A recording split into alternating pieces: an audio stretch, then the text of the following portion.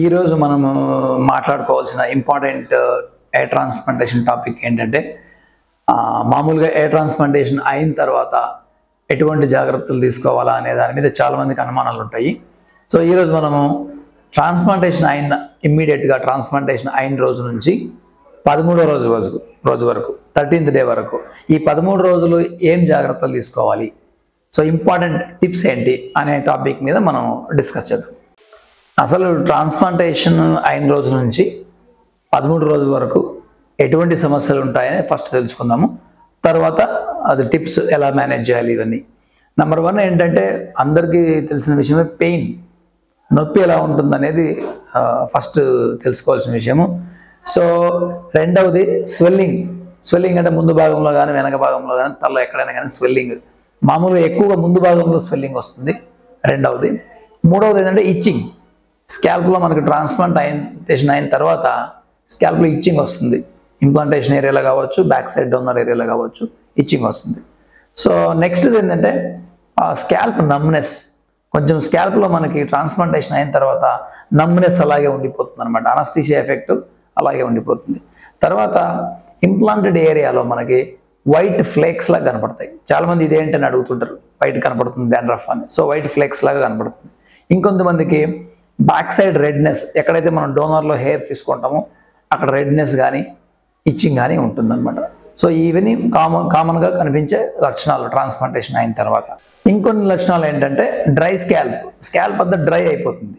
So ఇదొకటి. So burning sensation కూడా ఉంటుంది. సో ఇవన్నీ ట్రాన్స్ప్లాంటేషన్ అయిన మొదటి రోజు నుంచి 13 రోజుల వరకు కనపడే లక్షణాలు.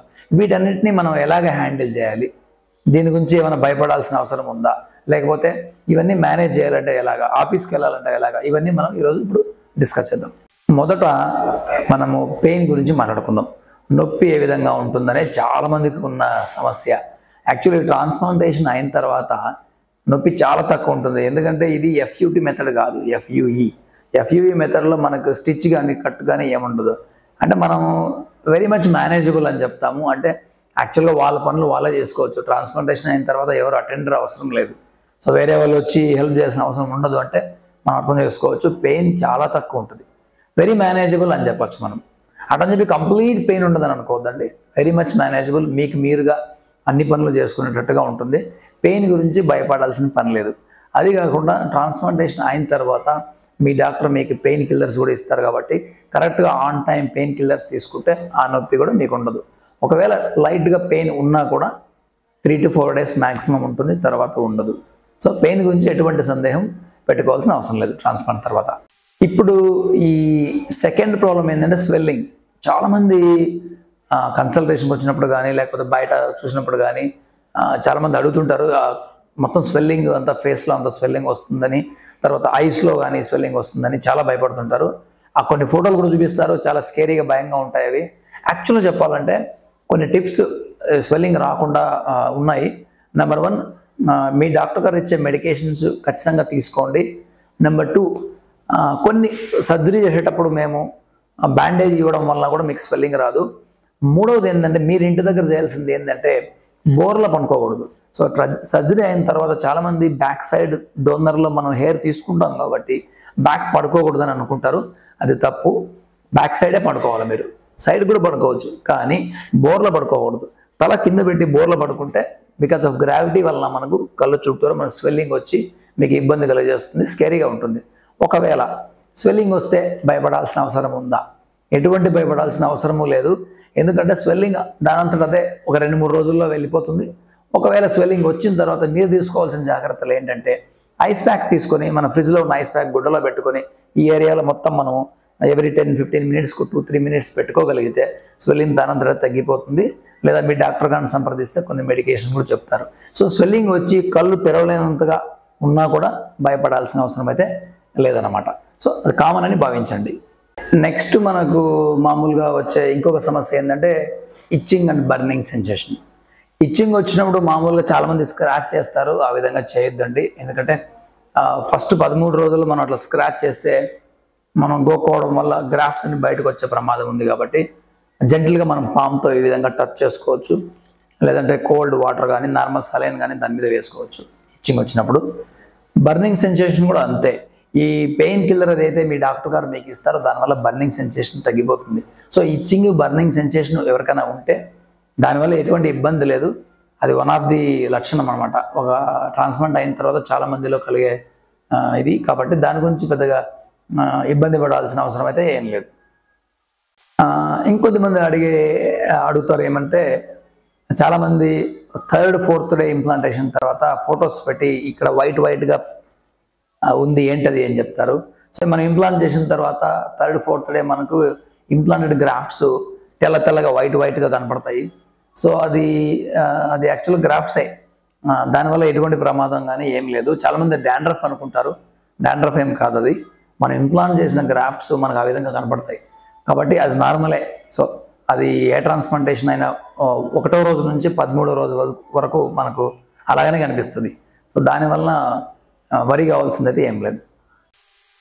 ఇంకొంతమందికి కలిగే ప్రాబ్లం ఏంటంటే మొత్తం స్కాల్ప్ అంతా డ్రై అయిపోతుంది అనమాట. ఎందుకంటే మనం ట్రాన్స్ప్లాంటేషన్ ప్రొసీజర్ సర్జరీ చేసి ఉంటాము, ఆ తర్వాత వాళ్ళు ఆయిల్ అప్లై చేసుకోవడానికి కుదరకపోవచ్చు. సో దానివల్ల మన స్కాల్ప్ అంతా ఎక్స్ట్రీమ్ డ్రై అయిపోతుంది. సో డ్రై అయినప్పుడు మనము ఏం వరి కావాల్సింది లేదు. కానీ బ్యాక్ సైడ్ డోనర్ ఏరియాలో డ్రై అయితే మాత్రం కోకోనట్ ఆయిల్ మనము 3వ రోజు నుంచి అప్లై చేసుకోవచ్చు. ఇక్కడ గమనించాల్సింది ఏంటంటే, ఇంప్లాంటెడ్ ఏరియాలో 3వ రోజు నుంచి కోకోనట్ ఆయిల్ అప్లై చేయొద్దు. బ్యాక్ సైడ్ ఎక్కడైతే మనం హెయిర్ తీసుకుంటామో, ఎక్కడైతే హెయిర్ హార్వెస్ట్ చేస్తామో ఆ భాగంలో కోకోనట్ ఆయిల్ అంటే నార్మల్ కొబ్బరి నూనె 3వ రోజు నుంచే అప్లై చేసుకోవచ్చు. దానివల్ల డ్రైనెస్ తగ్గుతుంది. ఒకవేళ ఇంప్లాంటెడ్ ఏరియాలో డ్రైనెస్ ఉంటే దానికి మీరు ఏమీ చేయాల్సిన పని లేదు. 13 రోజుల తర్వాతనే కొబ్బరి నూనె కోకోనట్ ఆయిల్ ఇంప్లాంటెడ్ ఏరియాలో అప్లై చేయాల్సి ఉంటుంది. ఇది గమనించదగ్గ విషయం అన్నమాట. ఇంకొద్దిమందికి బ్యాక్ సైడ్ మనం ఎక్కడైతే డోనర్ ఏరియా అని చెప్తాం కదా, ఎక్కడైతే మనం హెయిర్ గ్రాఫ్ట్స్ హార్వెస్ట్ చేస్తామో అక్కడ రెడ్ కనపడుతుంది, ఎర్రగా కనపడుతుంది అక్కడ డాట్స్ లాగా. అది ఎందుకంటే మనం సర్జరీ చేసేటప్పుడు హెయిర్ గ్రాఫ్ట్స్ రూట్స్తో పాటు తీసుకోవడం వల్ల హీల్ అవ్వడానికి మనకు కొన్ని వారాల నుంచి కొన్ని నెలలు పడుతుంది. సో 10 రోజుల్లో 1 రోజు నుంచి 13వ రోజు వరకు బ్యాక్ సైడ్ మన రెడ్ స్పాట్స్ లాగా ఉంటాయి. దాని గురించి అసలు చింతించాల్సిన అవసరం ఏం లేదు. అది వెరీ మచ్ కామన్ ఫినామినా. అది అందరికీ మామూలుగా అలాగే ఉంటుంది. దాని గురించి ఏం భయపడాల్సిన అవసరం అయితే లేదు. ఇంకొద్దిమందికి స్కాల్ప్ నమ్నెస్ అంటాం, అంటే తిమిరిగా ఉంటుంది. మనకు అనస్థీషియా ఇచ్చిన తర్వాత ఎఫెక్ట్ ఎలాగ వస్తుందో ట్రాన్స్ప్లాంట్ అయిపోయిన 1 వారానికి కానీ, ఒక 10 రోజులకు కానీ, నెలకు కానీ కొద్దిమందికి అలాగే నమ్నెస్ అలాగే ఉంటుంది ముందు భాగంలో. మామూలుగా ఇది కొన్ని వారాల నుంచి కొన్ని నెలల వరకు ఉండొచ్చు. దానివల్ల ఎటువంటి హెల్త్ ఇష్యూస్ కానీ ఎటువంటి ప్రాబ్లమ్స్ రావు.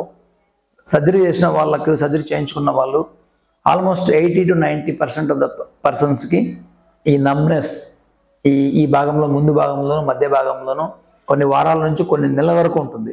సో అది కూడా కామన్గా జరిగే విషయమే. దాని గురించి కూడా ఎవరు కూడా భయపడాల్సిన అవసరం అయితే లేదు.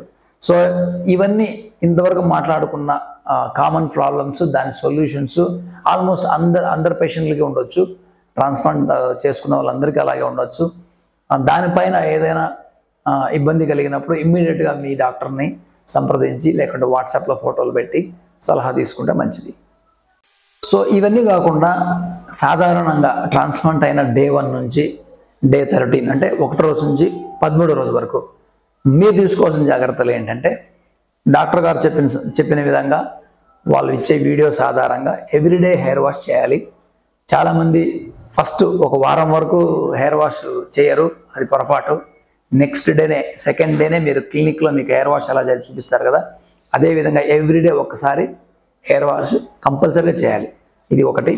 రెండవది, ఎవ్రీ 3 అవర్స్కి 3 గంటలకు ఒకసారి 1వ రోజు నుంచి 13వ రోజు వరకు ఎవ్రీ 3 గంటలకు ఒకసారి క్లినిక్లో మేము ఇచ్చే నార్మల్ సలైన్ మీరు స్ప్రే చేసుకోవాలి. గ్రాఫ్ట్స్ డ్రై అవ్వకూడదు.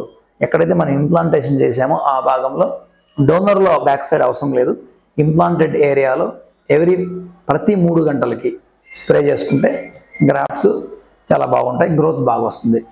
ఈ 2 చాలా ఇంపార్టెంట్ విషయాలు అనమాట. అంతేకాకుండా కొద్దిమందికి అసలు ఎటువంటి పెయిన్ రాదని చెప్పేసి వాళ్ళు ట్యాబ్లెట్స్ తీసుకోరు. ఆ విధంగా చేయకండి. ఈ పెయిన్ కిల్లర్స్ పెయిన్ కోసమే కాదు, స్వెల్లింగ్ రాకుండా కూడా మీతో కాపాడతాయి. కాబట్టి డాక్టర్స్ గారు ఇచ్చిన పెయిన్ కిల్లర్స్ కంపల్సరీగా వాడడం మంచిది. ఈ 3 జాగ్రత్తలు తీసుకోవాలి. 4వది, బయటికి వెళ్ళినప్పుడు సన్లైట్కి డైరెక్ట్గా ఎక్స్పోజ్ అవ్వకూడదు. డస్ట్ కానీ సన్లైట్ కానీ. ఈ 13 రోజుల వరకు స్కార్ఫ్ ఇట్లాంటి క్లాత్ కానీ స్కార్ఫ్ కానీ కట్టుకోవచ్చు. క్యాప్ అయితే 13 రోజుల తర్వాత పెట్టుకుంటే మంచిది. హెల్మెట్ కూడా అంతే, 13 రోజుల తర్వాత హెల్మెట్ పెట్టుకుంటే మంచిది. సో ఈ విషయాలు చాలా ఇంపార్టెంట్. ఎయిర్ ట్రాన్స్ప్లాంటేషన్ చేయించుకున్న వాళ్ళు డే 1 నుంచి డే 13 వరకు ఈ విషయాలు మీరు పాటిస్తే మంచి రిజల్ట్స్ మీరు ఎక్స్పెక్ట్ చేయొచ్చు.